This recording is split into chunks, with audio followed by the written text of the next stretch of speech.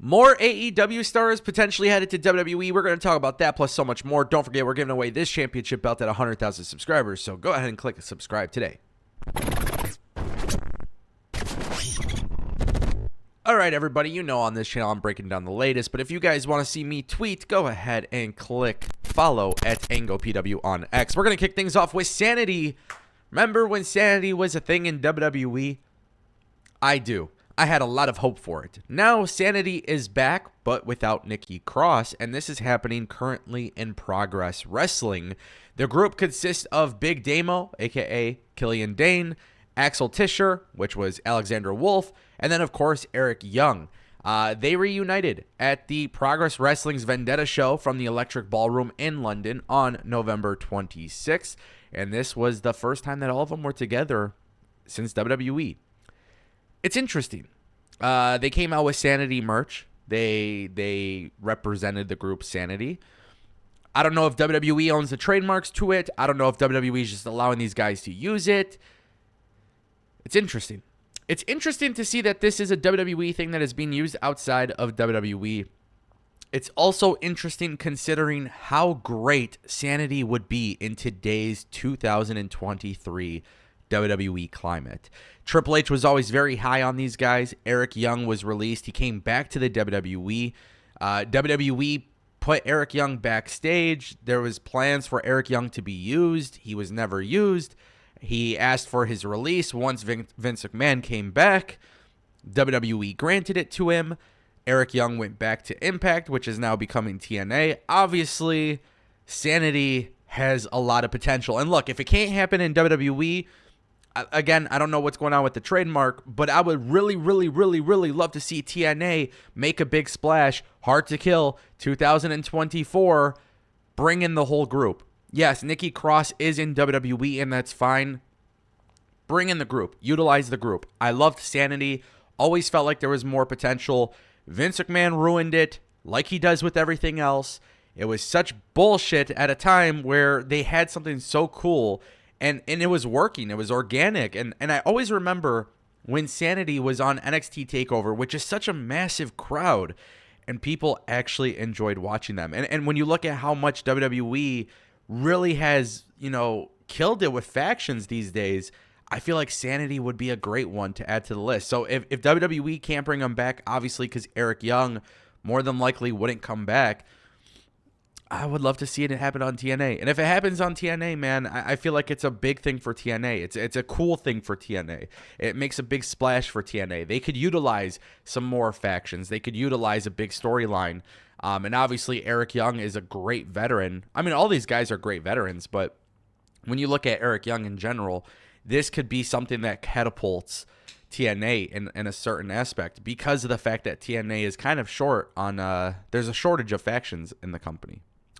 I want to turn our attention to Tony Khan and CM Punk. Better yet, I'm going to show you guys, then we're going to give you guys my opinion on the video. Let's take a listen. I have to ask you about CM Punk. Of course, he was at All In, and his last appearance for AEW was at All In at Wembley Stadium. We've now seen him appear at WWE Survivor Series at War Games. Were you surprised to see him there? Can't talk about that, nor do I think it's the time or the place, but I appreciate you asking, and I'm very excited about AEW All In Wembley Stadium. Not to dodge or duck your question, it's just not something I can legally talk about. Not something to dodge or duck.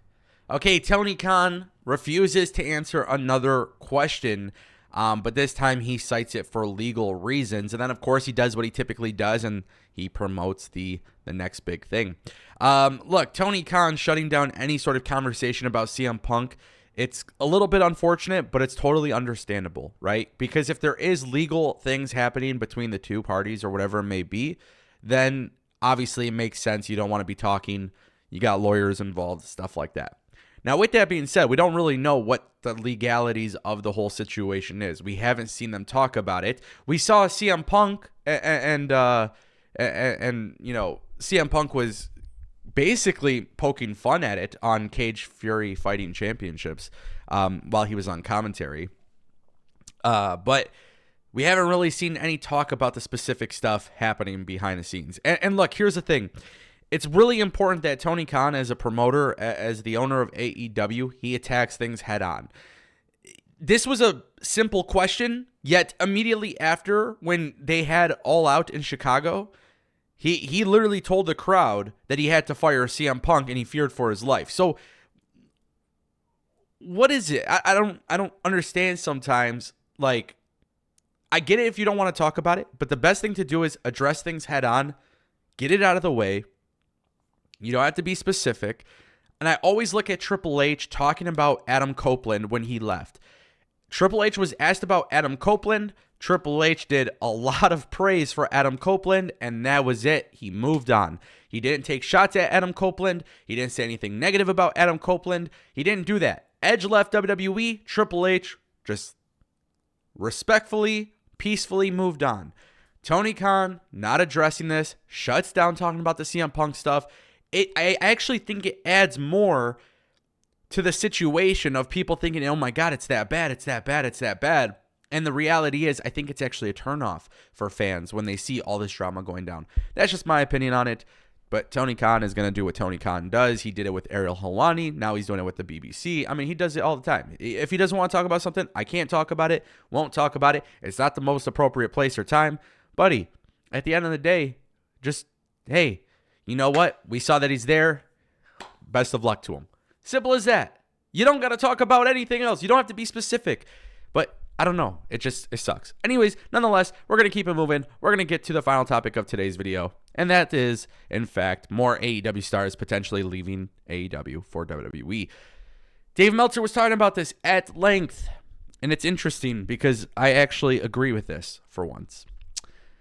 Dave says that in AEW, CM Punk felt like he was a bigger star than everyone, and he was the one that was drawing everything. Dave says Punk knows that there will be no tolerance for him screwing up in WWE, and Dave thinks he won't screw up because because Punk respects the top WWE guys for making it in the WWE. Dave also goes on to say that there are a lot of ex-WWE guys that feel like AEW's top guys aren't really stars and wouldn't be cut in the WWE. Dave says that there has been more people like that have joined AEW and have been very negative to the company.